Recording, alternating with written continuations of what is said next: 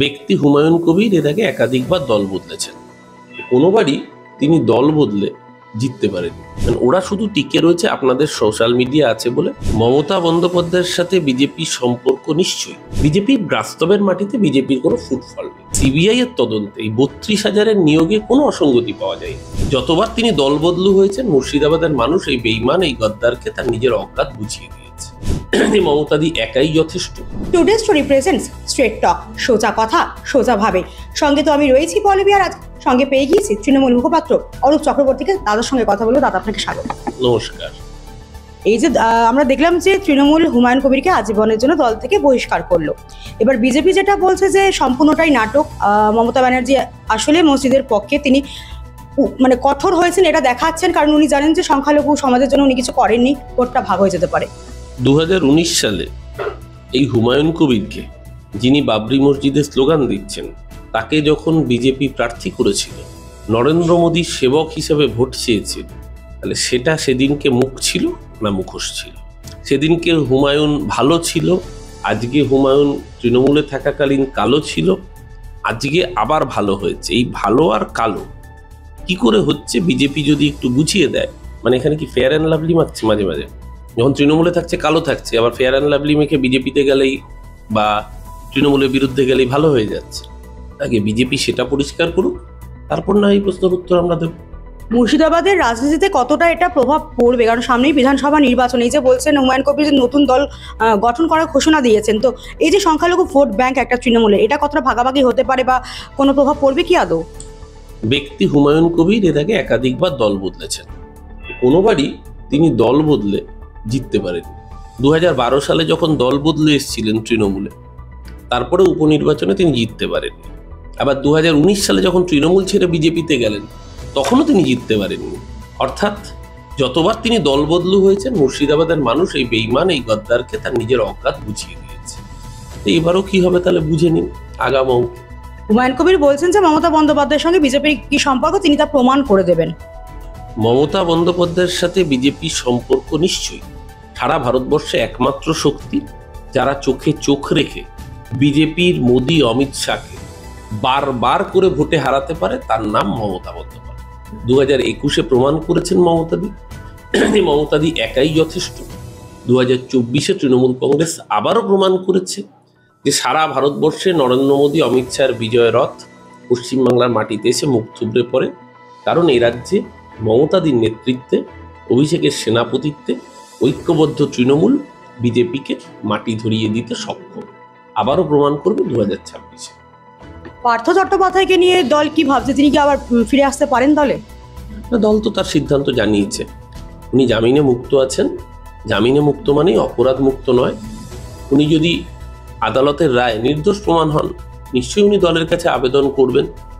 আবেদন যখন করবেন উনি, যদি উনি পুরোপুরি নির্দোষ প্রমাণিত হন, সেই আবেদনের প্রেক্ষিতে নেত্রী মমতা বন্দ্যোপাধ্যায়, আমাদের সর্বভারতীয় সাধারণ সম্পাদক অভিষেক বন্দ্যোপাধ্যায়, তারা যে সিদ্ধান্ত নেবেন, তখন সেই মতো আমরা প্রতিক্রিয়া দেব। এখন তার আগে মাসির যদি গোপ গজায় তবে মাসি মেশো হয়, সেই ধরনের হাইপোথেটিক্যাল মন্তব্যে না যাওয়াই শ্রেয়। শোভন চট্টোপাধ্যায় কি আগামীর মেয়র? তাহলে কি ফিরহাদ হাকিমের এবার মেয়র টার্ম শেষ? তৃণমূল কংগ্রেসে কে কোন পদে কিভাবে আসীন হবেন, এই সিদ্ধান্ত একমাত্র নেবেন মমতা বন্দ্যোপাধ্যায় এবং অভিষেক বন্দ্যোপাধ্যায়, অন্য কেউ নন। তাই যতক্ষণ পর্যন্ত না তারা কোনো সিদ্ধান্ত নিচ্ছেন, এই নিয়ে মিডিয়ায় চর্চা হলে, মিডিয়ায় অনেক ভিউজ হয় ঠিকই, এই নিয়ে খবর হয় ঠিকই, মানুষ পড়তে বা শুনতে ভালোবাসে ঠিকই, কিন্তু সেই খবর ততক্ষণ পর্যন্ত আনুষ্ঠানিক স্বীকৃতি বা শিলমোহর হয় না, যতক্ষণ পর্যন্ত না মমতা বন্দ্যোপাধ্যায় সেটি ঘোষণা করেন। তাই মমতা বন্দ্যোপাধ্যায় যেহেতু এরকম কোনো ঘোষণা করেননি, তার জন্য এটা একেবারেই জল্পনার পর্যায়ে। জল্পনা মিডিয়া করতেই পারে, কিন্তু শোভন চট্টোপাধ্যায় একজন দক্ষ সংগঠক। তার সাংগঠনিক দক্ষতাকে কাজে লাগানোর জন্যই মমতা বন্দ্যোপাধ্যায় তাকে নিউ টাউন কলকাতা ডেভেলপমেন্ট অথরিটির দায়িত্ব দিয়েছেন। এনকেডি এর চেয়ারম্যান হিসেবে তিনি তার দায়িত্ব গ্রহণও করেছেন।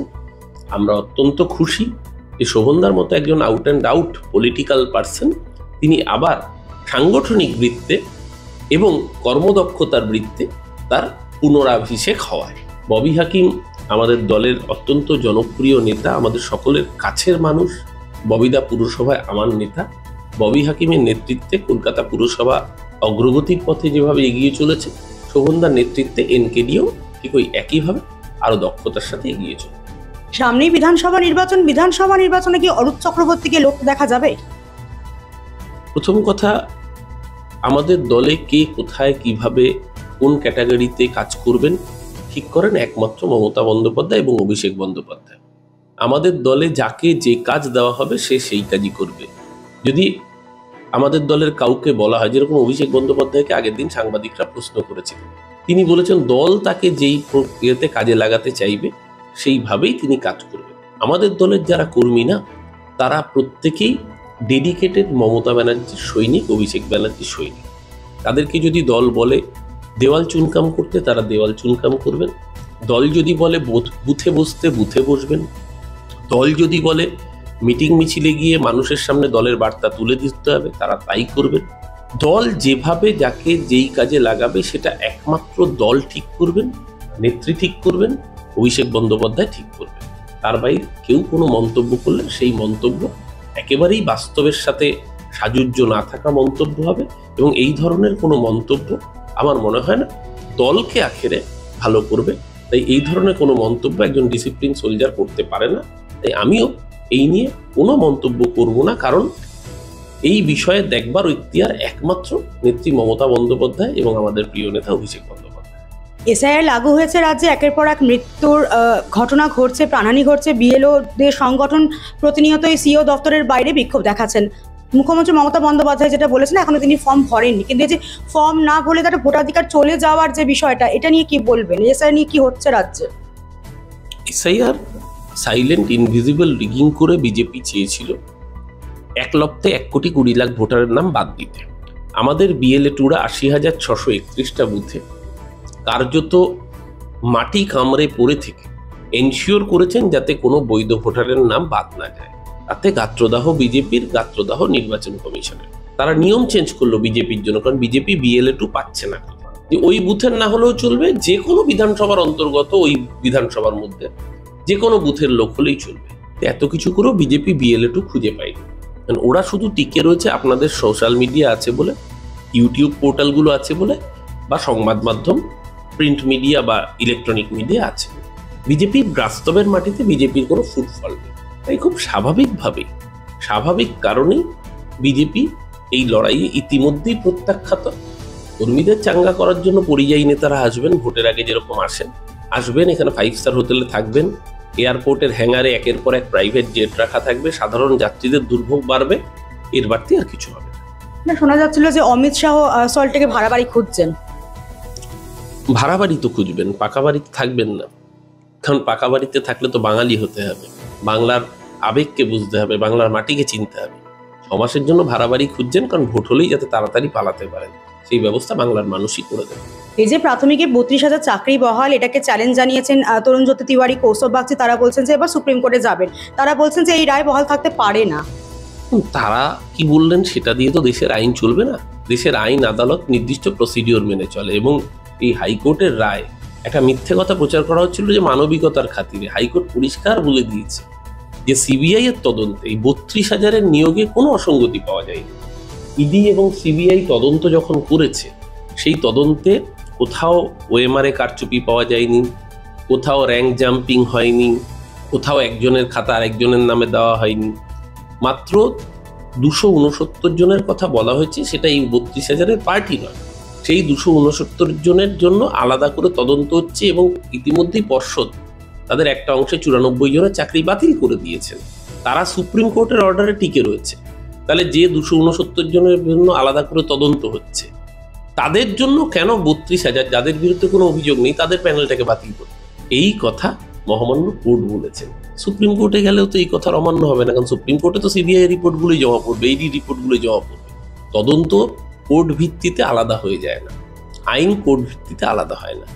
নিশ্চয়ই সুপ্রিম কোর্টে যাওয়ার অধিকার সকলের আছেন, যেহেতু ওই পরীক্ষার্থীদের থেকে কেস করছেন, তারা ফিস দিয়েছেন উকিল হিসেবে, তো মুখ রক্ষা করার জন্য যেতে হবে। সেদিনকে এই রায়টা বেরোনোর পরপরই এই রায়ের উপর স্থগিতাদেশ চেয়েছিল তরুণ জ্যোতি তিওয়ারি, সেই স্থগিতাদেশটাও বাতিল করে দিয়েছে, যে এই খবরটা আপনারা দেখাতে পারেন। আপনি শুভেন্দু অধিকারীকে বলেন যে তৃণমূলের লক্ষ্মী প্যাঁচা, আজ একটা পোস্ট করেছেন যে বিকাশবাবু লক্ষ্মী প্যাঁচা, তৃণমূলের লক্ষ্মী প্যাঁচা আর কারা কারা? অনেকে আছে, এই যে ফিরদৌস শামীম, তরুণজ্যোতি তিওয়ারি, বঙ্গ বিজেপি এবং বঙ্গ সিপিএম। যতদিন এই বঙ্গ বিজেপি আর বঙ্গ সিপিএম থাকবে, শুধু ফুটকিট ট্রান্সফার হবে, কখনো রাম থেকে বামে, কখনো বাম থেকে রামে, ততদিন জানবেন তৃণমূল কংগ্রেস বাংলার মানুষের আশীর্বাদ নিয়ে থাকবে। এই বঙ্গ বিজেপি, বঙ্গ সিপিএম হচ্ছে আমাদের লক্ষ্মী প্যাঁচা। এদের মুখ দেখলেই, এই যে বিকাশ ভট্টাচার্য এখন বলছে পুরো প্যানেল বাতিলের জন্য যাবে। এই চাকরি খেকোই হারমাত, এর সাথে সঙ্গত দিচ্ছে কে তরুণজ্যোতি তিওয়ারি, বিজেপি লুকি। রাম আর বাম এক হয়ে গেছে। এই 32,000 শিক্ষক, এদের মুখটা মনে রাখবে না যে এই চাকরি খেকো অতৃপ্ত প্রেতাত্মা, এই কাকচিল শকুনরা রাজনৈতিকভাবে এদের চাকরি ক্ষেত্রে উদ্যত হয়েছিল, কারণ তৃণমূলকে কোণঠাসা করা যায়, পলিটিক্যালি ভোটের আগে যদি সুবিধা পাওয়া যায়, পলিটিক্যালি তাদেরকে তো বাংলার মানুষ মনে রাখবেই। আর বাংলার মানুষ যত এই ঘটনা মনে রাখবে, তত এই চাকরি খেকোরা আমাদের লক্ষ্মী পেঁচা হয়ে তৃণমূলের ভোটকেই বাড়াবে। অনেক অনেক ধন্যবাদ। আজ টুডে স্টোরি স্ট্রেট টকে কথা বললাম অরূপ চক্রবর্তীর সঙ্গে। আবার অন্য কোনো এপিসোডে কথা হবে অন্য কারোর সঙ্গে। ততক্ষণ চোখ রাখুন টুডে স্টোরির পর্দায়। ক্যামেরায় শুভায়নের সঙ্গে আমি Pallabi. Today story Kolkata. Today story মানুষের স্বার্থে, তাবেদারির ঊর্ধ্বে।